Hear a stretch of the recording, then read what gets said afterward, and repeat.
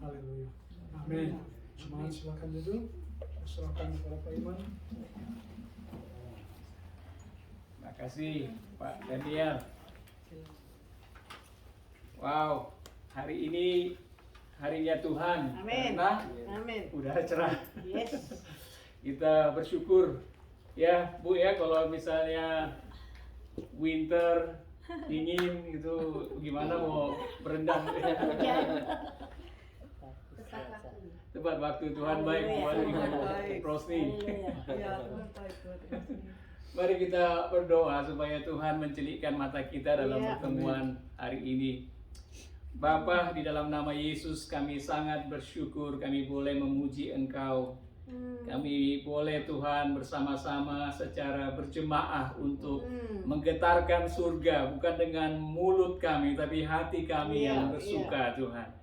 Dan Engkaulah yang layak untuk menerima segala pujian, hormat dan kemuliaan. Tuhan, Engkaulah yang beracara. Engkau tahu masing-masing kondisi kami.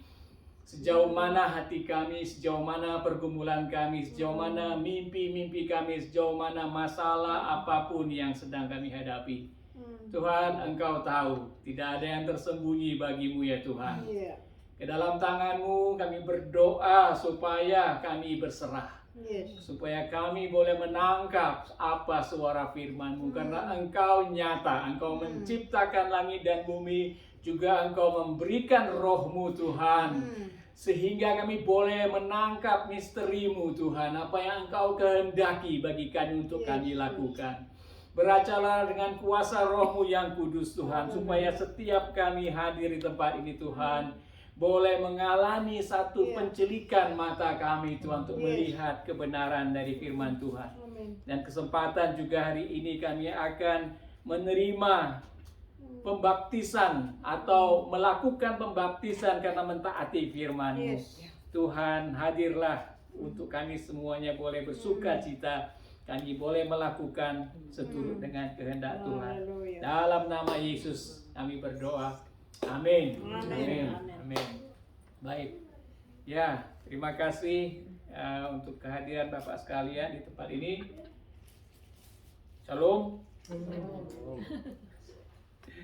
Ya, saudara, memang kondisi hari ini spesial bagi kita. Bukan hanya kita ada community lunch, tapi juga ada saudara kita Ibu Rosni yang menyediakan diri untuk mau mentaati firman Tuhan, menerima baptisan kudus. Ya. Jadi kita bersyukur.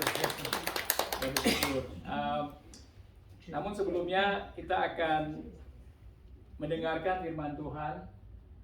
Saudara, pernah mungkin saudara mendengar cerita ini cukup lama dari budaya Buddha gitu yang mengatakan tentang beberapa kelompok orang buta yang ditugaskan untuk menerima atau menemukan gambaran apa itu seekor gajah.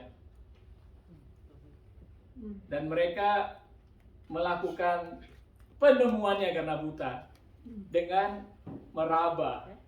Jadi masing-masing meraba bagiannya, ada yang meraba kakinya, ekornya, kupingnya, belalainya, perutnya gitu. Dan kemudian mereka dikumpulkan kembali dan ditanyakan apa yang mereka gambarkan seekor gajah itu.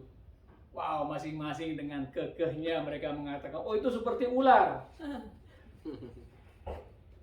Oh itu seperti kuda karena dia ambil ekornya. Oh itu seperti badak itu karena perutnya. Dan mereka kekeh, dalam arti kekeh itu mungkin dalam bahasa Indonesia yang bagus itu apa ya, baku kekeh. Itu orang Sunda yang ngomong kekeh itu. Apa namanya, kokoh pendiriannya, keras kepala gitu ya untuk mengatakan bahwa seperti ini.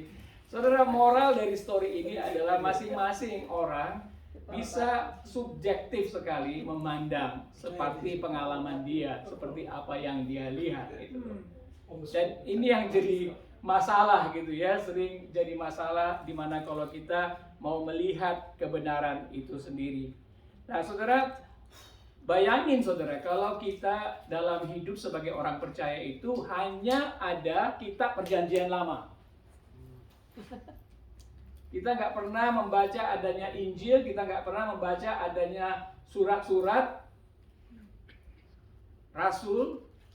Bayangin saudara, mungkin kita udah nggak makan babi lagi ya.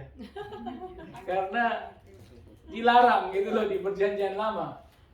Mungkin kita terpaksa harus sunat lagi gitu. Ya, karena itu diperintahkan di perjanjian lama gitu. Dan banyak hal yang kita kehilangan gitu.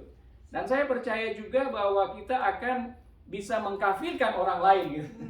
Karena kita dianggap orang yang tidak najis, atau kita dianggap, atau orang yang dianggap bersih gitu. Yang lain itu adalah najis. Jadi saudara, kita mungkin saja bisa buta, walau tidak buta total. Walau tidak buta total, tergantung daripada apa yang sedang kita lihat. Nah, kalau kita khususnya mengambil ayat-ayat Alkitab tertentu saja yang kita sukain, kita dapat melihat, tapi sebenarnya kita sedang buta. Saudara, kita kira kita tidak buta, padahal sebagian mata kita cacat dan tidak utuh melihat kebenaran. Oleh karena itu kita coba mendengarkan firman dari kisah Markus 10 tentang orang buta.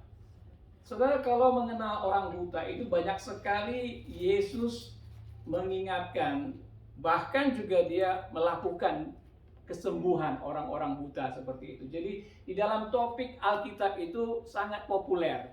Dia mencelikkan mata orang buta, tetapi juga dia melihat bahwa kebutaan itu bisa saja bukan masalah fisik, tapi masalah blindness of spiritual atau spiritual blindness. Ya. Oleh karena itu mari kita baca dari Markus 10, 46 sampai 52. Masing-masing kita sama-sama membaca yang terlihat di sana, 1, 2, 3. Lalu tibalah Yesus dan murid-muridnya di Yeriko. Dan ketika Yesus keluar dari Yeriko bersama-sama dengan murid-muridnya dan orang banyak yang berbondong-bondong, ada seorang pengemis yang buta bernama Bartimeus, anak Timeus, duduk di pinggir jalan. Ketika didengarnya bahwa itu adalah Yesus orang Nazaret, mulailah ia berseru, "Yesus anak Daud, kasihanilah aku." Banyak orang menegurnya supaya ia diam, namun semakin keras ia berseru, "Anak Daud, kasihanilah aku." Lalu Yesus berhenti dan berkata, "Panggillah dia." Mereka memanggil orang buta itu dan berkata kepadanya, "Kuatkan hatimu, berdirilah, ia memanggil engkau." Lalu ia menanggalkan jubahnya, ia segera berdiri dan pergi mendapatkan Yesus. Tanya Yesus kepadanya, "Apa yang kau kehendaki supaya aku perbuat bagimu?" Jawab orang buta itu, "Rabuni, supaya aku dapat melihat." Lalu kata Yesus kepadanya, "Pergilah, imanmu telah menyelamatkan engkau." Pada saat itu juga melihatlah ia, lalu mengikuti Yesus dalam perjalanannya.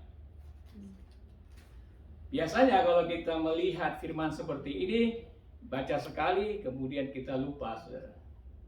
Tetapi untuk kesempatan kita boleh mendapatkan apa yang firman ini bisa katakan kepada kita oleh Roh Kudus. Kita perlu merenungkan kembali. Biasanya kita meminta satu orang lagi untuk membacakan, saudara. Mengapa? Karena firman ini adalah bagian yang dapat mengubahkan diri kita. Di dalam pelajaran kita beberapa waktu yang lalu kita berbicara tentang SOAP, Scripture, Observe, Application, and Prayer. Ketika kita mengobservasi firman ini, kita perlu untuk membaca ulang.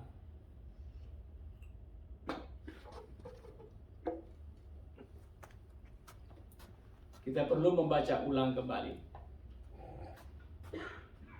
Mungkin saudara bisa menemukan dari observasi ketika Anda membaca ini, oh ini perkataan apa ya. Silakan mungkin berikan 1 menit untuk saudara bisa membaca dalam hati dan biarkan Roh Tuhan berbicara kepada kita.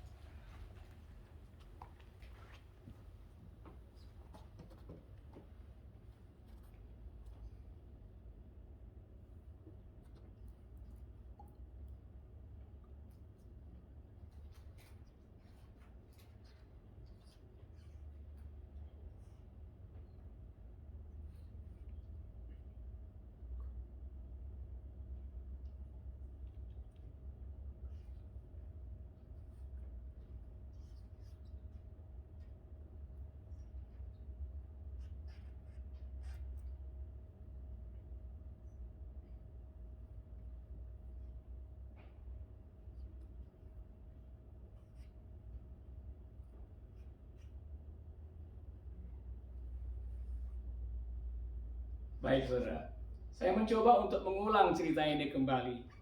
Jadi tibalah satu waktu Yesus dan murid-muridnya ke Yeriko. Dan kemudian dia keluar dari Yeriko bersama-sama dengan murid-muridnya, berbondong-bondong dengan orang-orang lain lagi gitu. Kemudian di situ ada seorang pengemis namanya Bartimeus. Dan mungkin Bartimeus bertanya-tanya, ada apa ini? Ada apa ini? Kemudian ada orang yang menjawab Bartimeus, Yesus orang Nazaret sedang melewati. Nah, ketika dia mendengar itu, kemudian dia berseru, Yesus anak Daud, kasihanilah aku. Orang-orang di sekitarnya kemudian mencoba untuk menegur dia gitu. Dan apa yang dia lakukan? Screaming out, itu dalam bahasa berseru dia. Malah lebih keras lagi dia berkata, Yesus anak Daud, kasihanilah aku gitu. Nah, kemudian Yesus mendengar itu, dia berhenti dan kemudian dia menyuruh mereka untuk memanggil. Setelah dipanggil, orang yang memanggil dia itu mengatakan, kuatkanlah hatimu, karena Yesus telah memanggil kamu. Nah, kemudian dia pergi ke sana, menanggalkan jubahnya, menemui Yesus. Dan apa yang terjadi? Yesus berkata kepada, apa yang dapat aku lakukan untuk aku perbuat bagimu? Rabuni, guru, aku mau melihat. Kemudian dikatakan, imanmu telah menyelamatkanmu. Pergilah. Dan terakhir dikatakan di situ, pada saat itu juga melihatlah ia, lalu ia mengikuti Yesus dalam perjalanannya. Saudara, kalau kita melihat ayat demi ayat di sini, saudara, lalu tibalah Yesus dan murid-muridnya di Yeriko. Dan ketika Yesus keluar dari Yeriko, apa yang saudara pelajari tentang Yesus? Yesus sangat aktif. Amin. Bergerak gitu. Bergerak. Murid-muridnya pun ikut saja Yesus. Bahkan ada juga murid-murid, tapi ada juga orang banyak berbondong-bondong. Jadi ada dua kelas. Dan kemudian ada satu peristiwa di mana Bartimeus ini, anak Timeus, duduk di pinggir jalan dan mendengar. Saudara, dalam konteks orang-orang Yahudi pada waktu itu memang orang yang buta seperti ini dianggap sebagai orang yang cacat karena dosa orang tuanya atau dosanya sendiri. Timeus sendiri artinya adalah unclean, najis. Jadi kemungkinan dia anak orang najis, anak orang yang nggak bersih, anak orang yang kotor. Kemungkinan juga orang tuanya buta gitu. Kemungkinan juga orang tua yang buta. Nah, menarik dalam Lukas dan dalam Matius, saudara, tidak disebutkan siapa namanya. Hanya di kitab Markus ini. Kita tahu bahwa di Yeriko terjadi pertobatan juga. Namanya adalah Zakheus. Jadi Yesus berbondong-bondong masuk, datang, kemudian Zakheus nggak bisa karena pendek, kemudian dia naik pohon dan akhirnya dia bisa melihat Yesus dan Yesus pun melihat dia. Saudara, kita tahu minggu yang lalu berbicara tentang M3BT. M3BT itu adalah malang, miskin, melarat, buta, telanjang. Di kitab Wahyu, di mana Yesus sendiri mengatakan kepada orang Laodikia yang merasa dirinya mampu dan kaya, sebenarnya kalian itu M3BT. M3BT. Nah, dalam situasi seperti Timeus ini, kita melihat mungkin dia sebagai M3BT gitu. Orang-orang yang malang, melarat, miskin, buta, dan telanjang. Dia tidak bisa melakukan apa-apa sebagai pekerjaan. Dia hanya bisa mengemis. Tetapi yang menarik, saudara, di dalam ayat 47 dikatakan, ketika didengarnya bahwa itu adalah Yesus orang Nazaret, mulailah ia berseru, Yesus anak Daud, kasihanilah aku. Walaupun dia M3BT dianggap oleh orang-orang pada waktu itu, tetapi dia adalah seorang yang tidak bodoh dan tidak pasif. Karena apa? Karena dia waspada mendengarkan sekelilingnya. Is looking pada orang-orang sekitarnya apa yang terjadi. Dia tidak bodoh dan dia tidak pasif, saudara. Apalagi dikatakan dia kenal Yesus itu. Ketika dikatakan dia orang Nazaret, dia langsung ingat, oh Yesus itu adalah Mesias, anak Daud. Jadi orang yang mendengarkan perkataan-perkataan orang lain, tapi juga orang yang telah terbuka hatinya bahwa ada Mesias. Gitu. Di dalam kondisi M3BT dia, sesuatu yang menarik dari dia adalah dia mendengarkan. Dan kemudian dia juga menanti-nanti siapakah Mesias itu. Dan kemudian dia juga rendah hati. Kenapa? Dikatakan kasihanilah aku. Keadaan orang ketika datang kepada Allah dengan membanggakan dirinya, kemampuannya, dia orang-orang yang sombong. Pengalamannya dianggap sebagai orang-orang Farisi, tapi dalam kondisi hati Bartimeus ini yang kita sebut sebagai M3BT, tetapi sebenarnya dia memiliki kerendahan hati, menyadari bahwa hanya Allah sendiri, dan melalui Mesias itulah dia mendapatkan pengharapan. Ketika dia dengar ada Yesus orang Nazaret berjalan, pengharapannya timbul, dan dia ingat bahwa inilah Mesias yang dijanjikan oleh Allah. Pengetahuannya tentang Mesias itu tidak dia diamkan saja, tapi pengetahuannya membuat dia bergerak aktif untuk berseru gitu.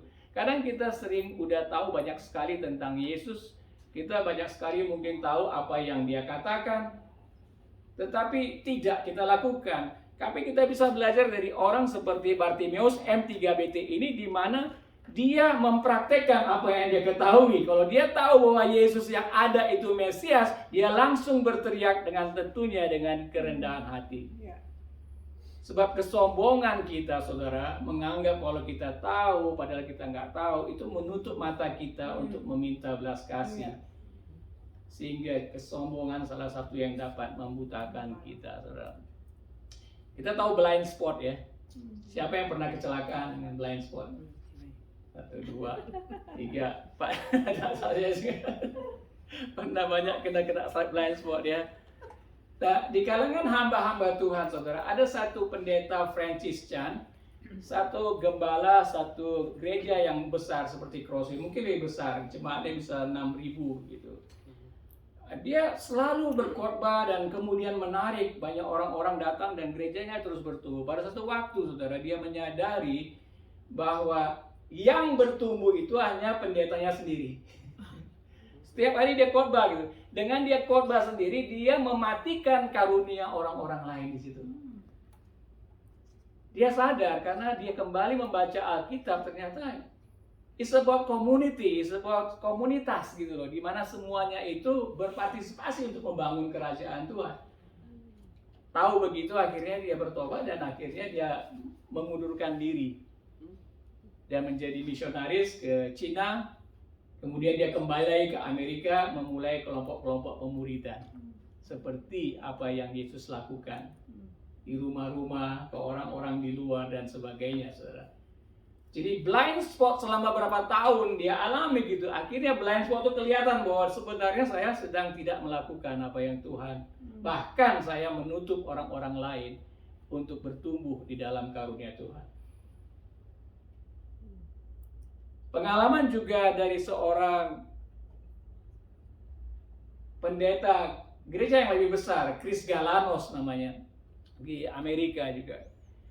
Dalam 10 tahun dia mendapatkan visi dari Tuhan untuk menjadikan satu gereja yang jumlahnya sekitar 10.000 dalam 10 tahun. Dan Tuhan memberkati dia gitu.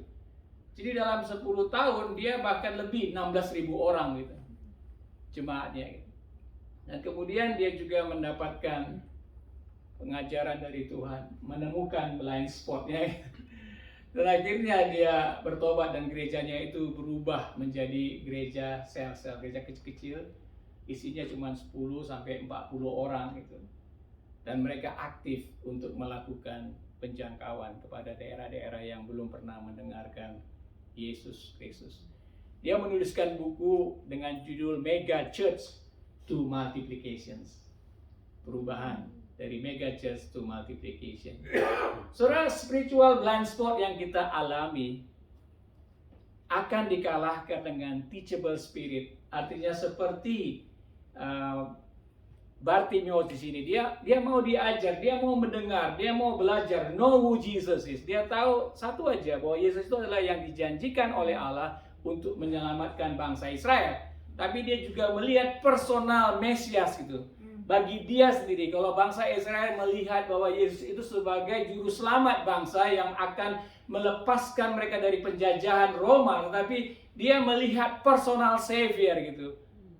Dia Yesus bukan hanya untuk bangsa Israel, tapi Yesus juga untuk saya sendiri gitu. Saya bisa selamat gitu loh.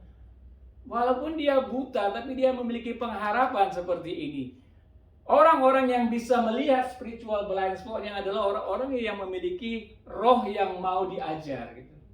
Sama seperti Bartimeus, know who Jesus is. Dan kemudian dia selalu rendah hati. Yang kita mengenal blind spot kita rendah hati. Have mercy on me, God. Kita tidak mengandalkan apa yang sudah saya khotbahkan, apa yang sudah saya lakukan, apa yang sudah saya injilin gitu. Tapi kita selalu mengandalkan apa yang Tuhan dapat lakukan oleh karena kasih karunia-Nya yang berkelimpahan. Ketika kita kenal Yesus sama seperti Bartimeus ini, apa yang kita pelajari adalah kita sedia berteriak kepadanya, saudara, berharap kepadanya, meminta kepadanya. Sama seperti Yakub ketika dia di perjanjian lama, dia bertemu dengan malaikat Tuhan. Dan dia tahu, dia bergumul dengan malaikat Tuhan, tidak melepaskan malaikat Tuhan itu. Sampai dia katakan, sampai engkau memberkatiku. Jadi perasaan-perasaan seperti itu di dalam hati kita itu bisa kita alami, saudara. Kalau kita memang mau menyerahkan hati kita kepada Tuhan. Supaya Roh Kudus itu menolong kita. Dan saya percaya inilah yang dimiliki oleh Bartimeus gitu. Untuk dia menemukan apa yang Tuhan sediakan bagi dia. Saudara, yang selanjutnya banyak orang menegurnya supaya ia diam. Namun semakin keras ia berseru, anak Daud, kasihanilah aku. Lalu Yesus berhenti dan berkata, panggillah dia. Saudara, apa yang membuat Yesus berhenti dari pekerjaannya dan melihat kepada saudara dan mau berbicara kepada saudara? Apa yang membuat Yesus berhenti, saudara? Berkali-kali dalam firman Tuhan memang dikatakan ada tentang seorang yang bukan orang Israel, dia meminta supaya anaknya disembuhkan. Kemudian Yesus mengatakan, aku diutus hanya untuk bangsa Israel gitu. Karena dia bukan bangsa Israel, tapi dia tidak give up perempuan ini. Dia bilang, anjing saja boleh memakan remah-remah dari meja tuannya gitu. Jadi dia benar-benar rendahkan diri, dia benar-benar worship kepada Yesus gitu. Dan Yesus pun melihat, ya anakmu sembuh ya. Apa yang membuat Yesus berhenti dalam kehidupan kita atau untuk kehidupan kita? Masalah-masalah kita, apa yang membuat Yesus berhenti? Adalah seruan-seruan seperti Bartimeus ini, kepasrahan dia. Tapi juga keseriusan dia, intention dia untuk mencari Yesus itu. Untuk memanggil Yesus. Dan inilah yang membuat Yesus berhenti. Panggillah dia. Orang-orang dapat merendahkan kita karena kita percaya kepada Yesus. Apalagi di dalam zaman ini, saudara ya. Tadi bicara dengan Ibu Meti gitu. Banyak sekali orang melihat kita ini aneh karena percaya kepada Yesus gitu. Ketika kita berdoa saja bagi anak kita, pemerintah melarang gitu loh. Dan sebagainya. Orang banyak mungkin menegur kita. Orang banyak mungkin menegur kita. Tapi Bartimeus tidak mundur.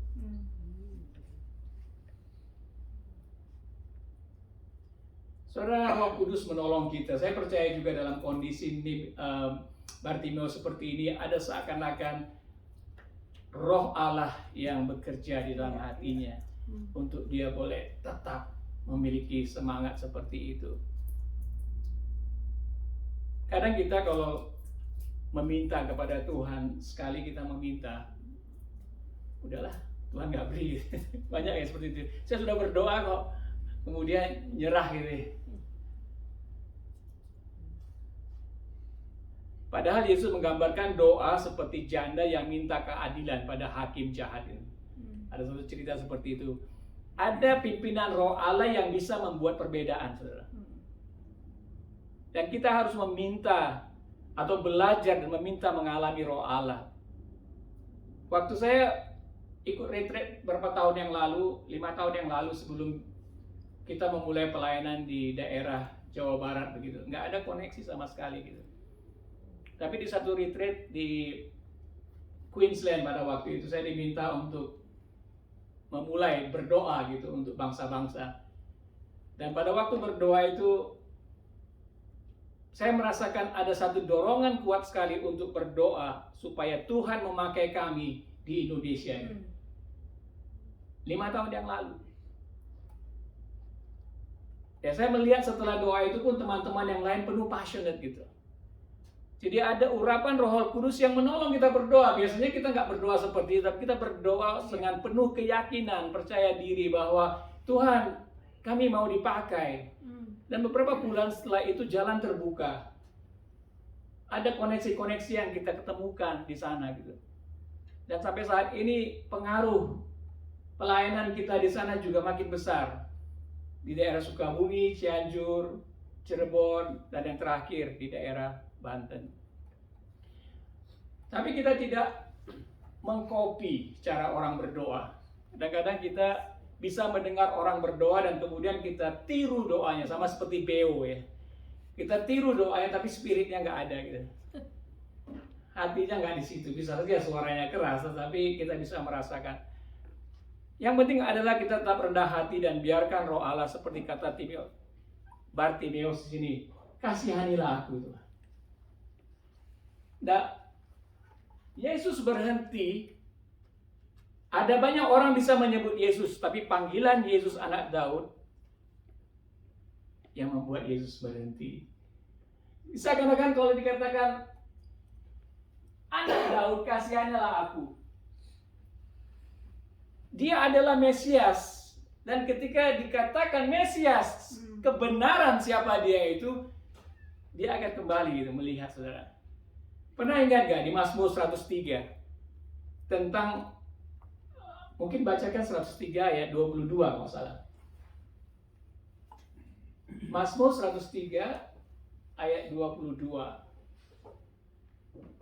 Kalau sudah temukan,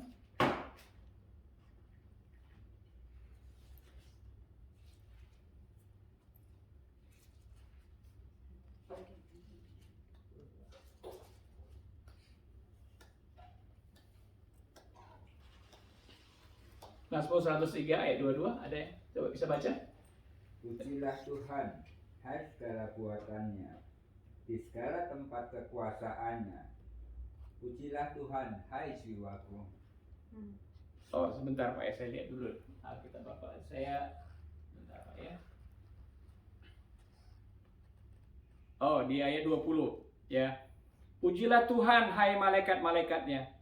Hai pahlawan-pahlawan perkasa yang melaksanakan firman-Nya dengan mendengarkan suara firman-Nya. Hai pahlawan-pahlawan perkasa yang melaksanakan firman-Nya dengan mendengarkan suara firman-Nya. Jadi ketika ada suara firman Tuhan, malaikat-malaikat ikut melakukannya. Sama seperti karakter Yesus juga, ketika ada firman yang dibacakan, anak Daud kasihanilah aku. Yesus berhenti. Dari sini kita bisa belajar bahwa Yesus berhenti kalau apa? Kebenaran firman itu dikatakan kepada dia. Kalau kita berdoa, kita menggunakan Alkitab. Kita menggunakan firman Tuhan sendiri. Nah, perkataan-perkataan firman itu selain didengarkan oleh malaikat yang melakukan firman itu, demikian juga Al-Masih, Yesus Kristus. Jadi kalau kita mau benar-benar berdoa, kita berdoa sesuai dengan apa yang firman Tuhan katakan. klaim kembali janji firman Tuhan itu. Yesus katakan, berdoalah sebab aku pergi kepada Bapa. Dia ada bersama-sama di samping Bapa dan dia mendengarkan kita. Apalagi ketika kita mengatakan firman-Nya di dalam doa.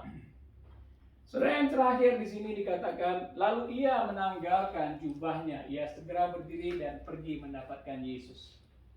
Lalu ia menanggalkan jubahnya. Jubahnya ini, saudara, adalah jubah yang mungkin digunakan oleh pemerintah pada waktu itu sebagai license, sebagai orang ini bisa meminta-minta di jalanan. Jadi jubah itu, jadi jubah orang miskin gitu loh. Jubah orang miskin. Ketika dia tahu dia dipanggil oleh Yesus, saudara. Wow. Ketika dia tahu dipanggil oleh Yesus, dia berani meninggalkan masa lalunya. I am a new creation. Saya satu ciptaan yang baru gitu loh. Karena memang penuh resiko untuk mengikut Yesus seperti itu. Mungkin yang kita mau tinggalkan itu berharga sekali bagi kita. Mungkin harta kita, mungkin rumah kita. Saya sudah pernah meninggalkan pekerjaan saya yang begitu luar biasa, menghasilkan uang yang cukup bagus.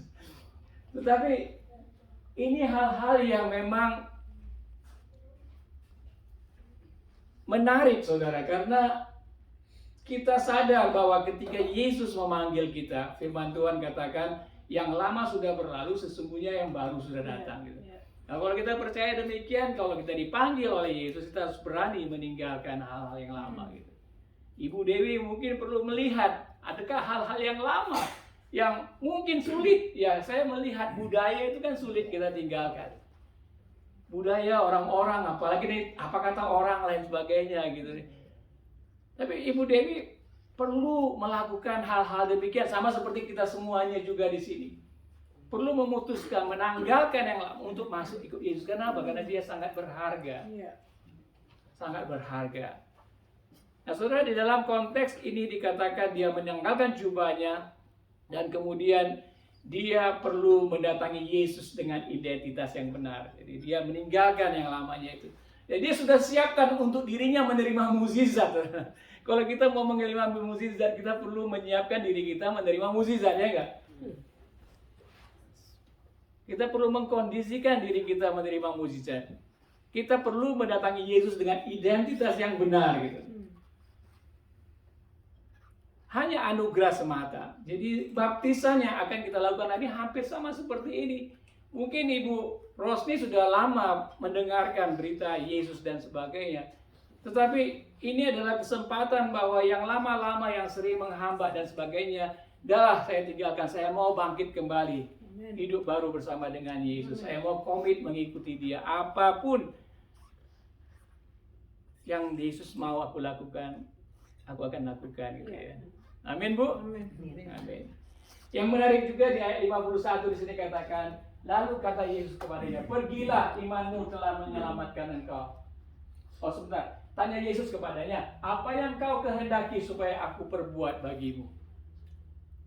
Saudara, di dalam kitab Lukas dan Matius itu, ayat ini sebenarnya sebelum peristiwa di mana Yakobus dan Yohanes berkompetisi mereka untuk meminta supaya mereka duduk di sebelah kiri dan kanan dari Tuhan Yesus. Naikkanlah kami gitu loh. Ya, dia minta gitu loh. Salah satu gitu. Dia minta gitu. Tapi Yesus katakan apa? Yang terbesar di antara kamu, dialah yang melayani. Yang terbesar dari antara kamu, dia harus merendahkan diri dan bekerja, melayani. Dan ini yang Yesus tunjukkan langsung kepada mereka, murid-muridnya itu juga. Inilah, kenapa? Karena dia open himself untuk melayani orang lain. Melayani orang buta dengan bertanya, apa yang kau kehendaki supaya aku perbuat bagimu? Ini satu hal yang memang sering menjadi tantangan bagi pemimpin, karena kita kira kita sebagai pemimpin itu kita nyuruh-nyuruh orang gitu. Baik di pekerjaan kita, baik di rumah tangga, kita nyuruh-nyuruh orang. Tapi pemimpin model Yesus seperti ini adalah pemimpin yang melayani. Dia menunjuk, what can I do to help you? Kapan kita terakhir kali mengatakan kepada orang lain seperti itu, bagaimana saya bisa menolong? How can I help you? Saudara, iman menyelamatkan kita. Pergilah, imanmu telah menyelamatkan engkau. Wow. Iman itu saudara bukan masalah besar dan kecilnya. Ya kan? Karena kata Yesus juga bahwa iman sebesar biji sesawi saja dapat memindahkan gunung. Ya, Pastor Rudolf seringkali berkata bahwa iman itu tergantung daripada objek yang kamu percayain. Siapa yang kamu percayain? Bukan bergantung daripada besar dan kecilnya, tapi siapa yang kamu percayain gitu. Bartimeus di sini dia mempercayai Yesus anak Daud dan akhirnya dia menerima kesembuhan itu. Nah, saudara, kita akan dengar kesaksian Ibu Rosni. Udah siap, Bu?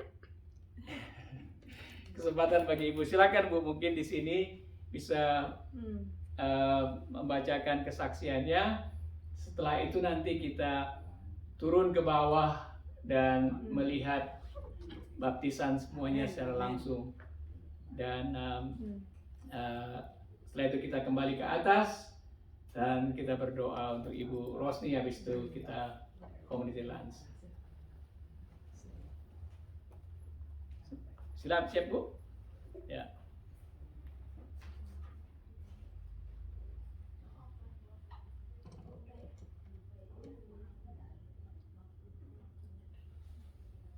Ayo tepuk tangan saudara ya.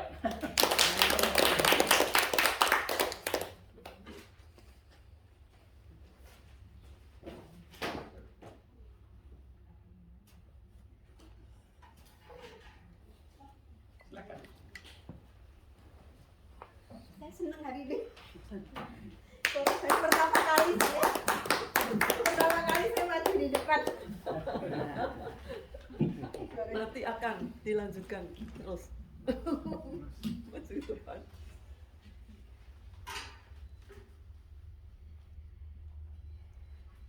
Ini personal untuk saya punya background.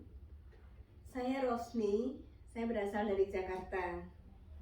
Saya dan kakak saya Dewi dibesarkan oleh keluarga tante saya yang beragama Hindu. Saya menikah dengan Kishore Kumar dan memiliki 3 anak, yaitu Bob, Anita, dan Ken. Suami saya Kristen, tetapi tidak rutin beribadah ke gereja. Saya pun ikut ke gereja waktu diajak beribadah. Anak-anak pun lambat laun mengenal kekristenan dan dibaptis semasa SMA. Dan Ken pada tahun 2015 saat wisuda S1 di India. Waktu itu saya dan Kishore ada di sana. Saat Anita dibaptis, saya mulai aktif ke gereja dan bergabung dengan ladies group di sana, di Jakarta. Kemudian pindah ke Jogja dan mulai tidak aktif lagi ke gerejanya. Ketika saya mengantar Anita ke India untuk kuliah, disitulah saya merasakan tuntunan dan pertolongan Tuhan. Terlalu banyak kesulitan dan halangan dalam membawa mereka menyelesaikan kuliah, khususnya masalah keuangan dan berbagai masalah internal rumah tangga. Tetapi setiap kesulitan dan rintangan selalu terlewatin, selalu diberi jalan keluar tepat pada waktunya. Semua ini adalah bukti campur tangan kuasa Tuhan Yesus. Setiap kesulitan dan tekanan di dalam diri saya serahkan sepenuhnya kepada Tuhan Yesus dan merubah menjadi suatu tantangan bagi saya untuk lebih percaya dan mengandalkan Tuhan Yesus. Singkat kata, hingga hari ini segala sesuatu kejadian dalam hidup kami, anak-anak dan cucu kami dalam segala hal dalam segala hal. Semua itu kami serahkan dalam tangan Tuhan Yesus, dalam kuasa-Nya yang tidak terbatas.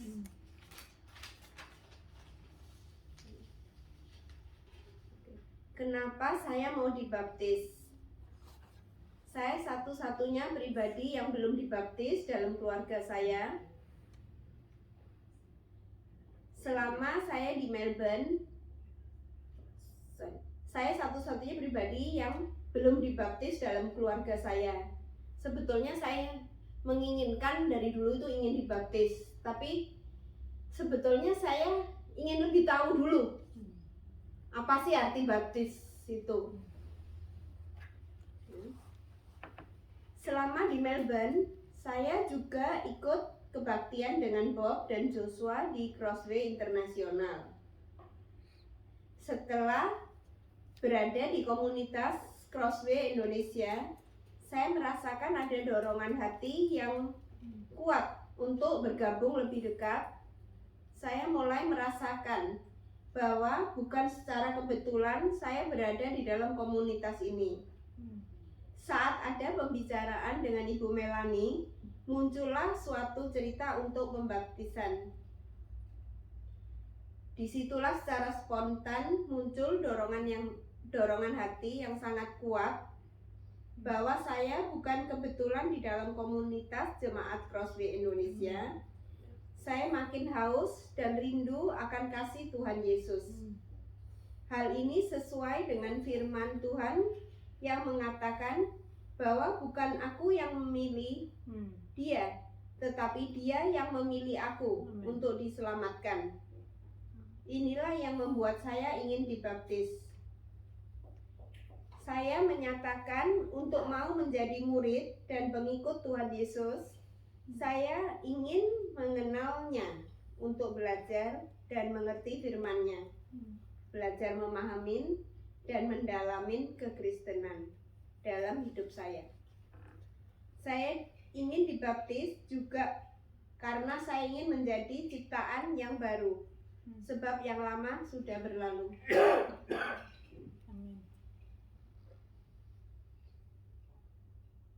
Ini firman yang mau saya baca. Sebetulnya ada lagi, tapi spontan ingatnya baru tadi pagi, tapi susah untuk saya mencarinya lagi. Yang ini yang saya baca sekarang.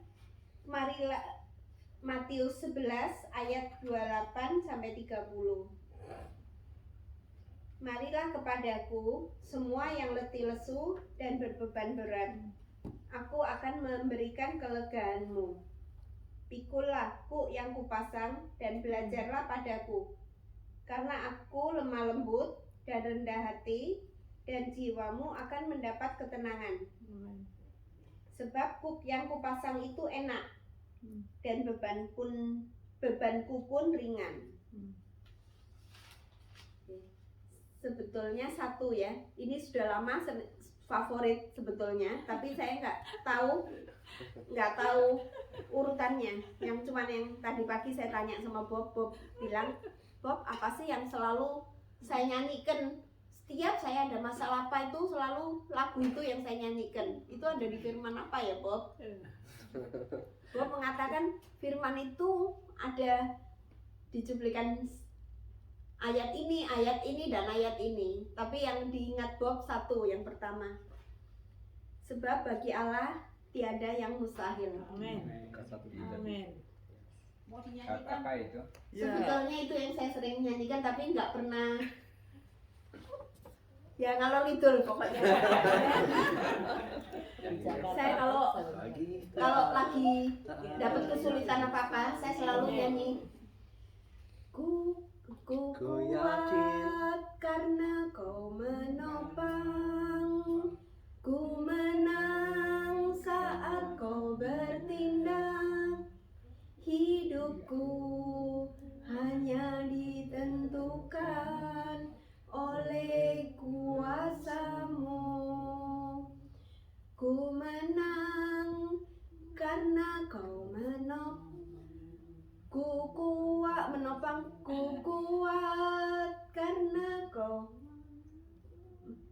Kau bertindak, hidupku hanya ditentukan oleh kuasa-Mu. Bagi Tuhan tak ada yang mustahil. Bagi Tuhan tak ada yang mustahil. Tak mungkin. Sisanya disediakan bagiku. Ku diangkat dan dipulihkannya. Amin.